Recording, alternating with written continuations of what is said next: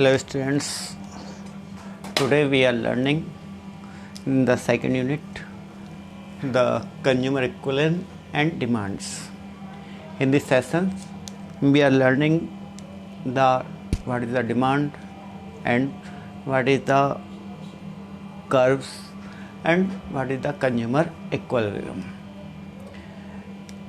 Let us start it here at a point where budget line is tangent to the indifference curve MRS is equal to Px upon Py.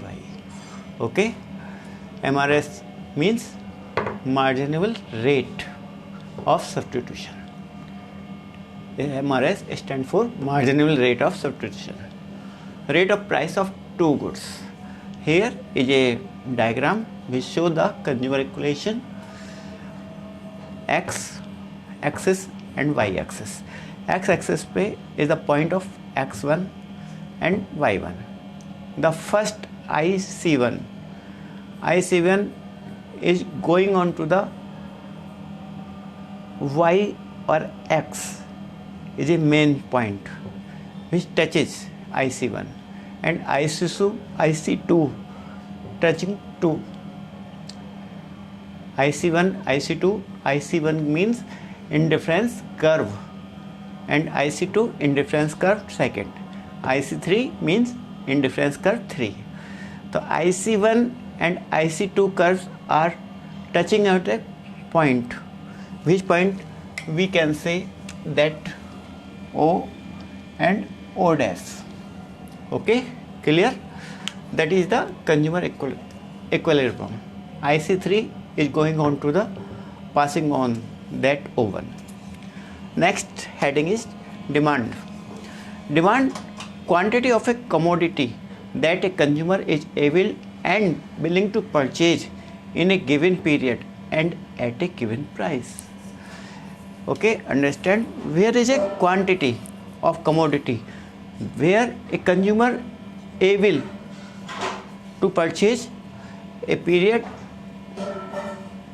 at a given price, we can say that is the demand. Demand schedule, it is a tabular presentation which show the relationship between price of the commodity and quantity purchased. Demand curve, it is a graphical representation of demand schedules. Okay, understand? Individual demand by an individual consumer. Individual demand, that is the demand which one person can demand personally, that is called the individual demands. Okay, next factor affecting individual for a commodity and determinants of demands. Demands में factor affected. What is the factors affected of the demands? First, price of commodity, income of the consumer, price of the related goods, taste and preference, expectation of future price change.